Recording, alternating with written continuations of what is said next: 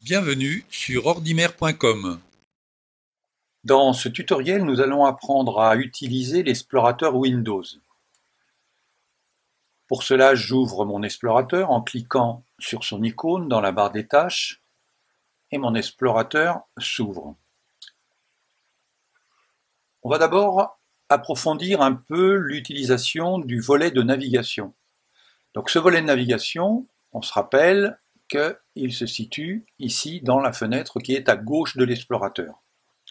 On trouve plusieurs éléments, les favoris, la bibliothèque, le groupe résidentiel, l'ordinateur et le réseau. Je constate qu'entre chacun des éléments, sur la gauche de leur nom, il y a une petite flèche blanche quand le dossier est fermé. Par exemple, si je regarde sur le dossier bibliothèque, si je clique sur la petite flèche, ici, la flèche blanche devient une flèche noire, pointe vers le bas, et tout le contenu de la bibliothèque s'ouvre. Et je trouve les différentes bibliothèques. Idem pour l'outil ordinateur. Si je clique sur la petite flèche blanche devient noire, pointe vers le bas, et m'affiche ce que contient l'ordinateur. Grâce à cette commande, je peux donc ouvrir, comme bon me semble, tous les dossiers qui sont dans les différents éléments, bibliothèque ou ordinateur. Si on examine ces éléments depuis le bas vers le haut, je trouve d'abord l'outil réseau. Je clique dessus et en ouvrant le réseau, je découvre que tous les ordinateurs qui sont connectés à mon réseau local apparaissent depuis la Freebox jusqu'à l'iMac et un autre ordinateur. Si par exemple je veux accéder à l'iMac, les dossiers de l'autre ordinateur s'ouvrent et sont à ma disposition puisque le réseau a été partagé. Ensuite, j'arrive à la commande ordinateur.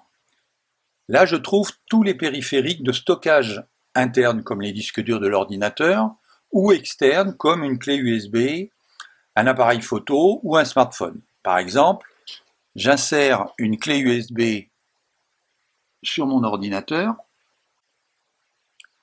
et immédiatement, je vois que la clé apparaît ici et je peux, de la même manière que dans les autres dossiers, accéder aux différents dossiers de ma clé USB. Alors je vous invite à ne pas trop manipuler les disques durs internes, en particulier le disque C, parce que c'est sur ce disque-là qu'est installé votre système Windows et tous les programmes. Ici, Windows, et là, lorsque je clique ici, tous les programmes sont installés. Et une fausse manipulation sur un des dossiers ou un des fichiers de cet emplacement peut perturber gravement le bon fonctionnement de votre ordinateur. Ensuite, on a le groupe résidentiel. Donc le groupe résidentiel, quand je le sélectionne, c'est une commande qui me permet de partager des fichiers des imprimantes avec les autres ordinateurs qui sont sur le groupe résidentiel, connectés au réseau intérieur et sous Windows 7.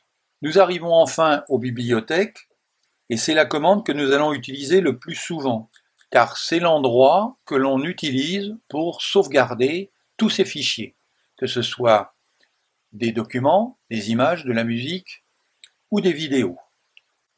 Par défaut, Windows propose 4 bibliothèques. La bibliothèque documents, la bibliothèque images, la bibliothèque musique et la bibliothèque vidéo. Vous voyez qu'ici, il y a une bibliothèque supplémentaire ordinaire qui a été créée. On peut donc créer autant de bibliothèques que l'on veut. Nous découvrirons dans un prochain tutoriel la façon de gérer les bibliothèques. On va se concentrer sur la bibliothèque images, mais cette utilisation de la bibliothèque images est absolument identique à ce que l'on pourrait faire dans les autres bibliothèques.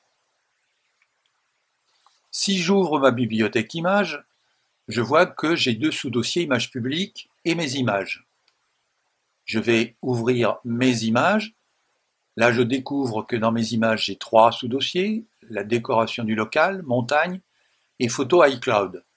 Si je vais dans la déco du local, j'ai à nouveau 2 sous-dossiers, 21 juillet et 22 juillet, et je peux sélectionner 22 juillet, et à ce moment-là, je vois que dans la partie affichage apparaît le contenu de ce dossier. Là, pour l'instant, le contenu de ce dossier dans la fenêtre d'affichage est sous la forme liste, et on se rappelle qu'on peut très bien, par cette petite commande qui est en haut à droite ici, je peux modifier l'affichage. Vous voyez que je suis dans l'affichage détail, et je peux changer, quand je glisse mon curseur, je peux passer de très grandes icônes jusqu'à détail, mosaïque et contenu.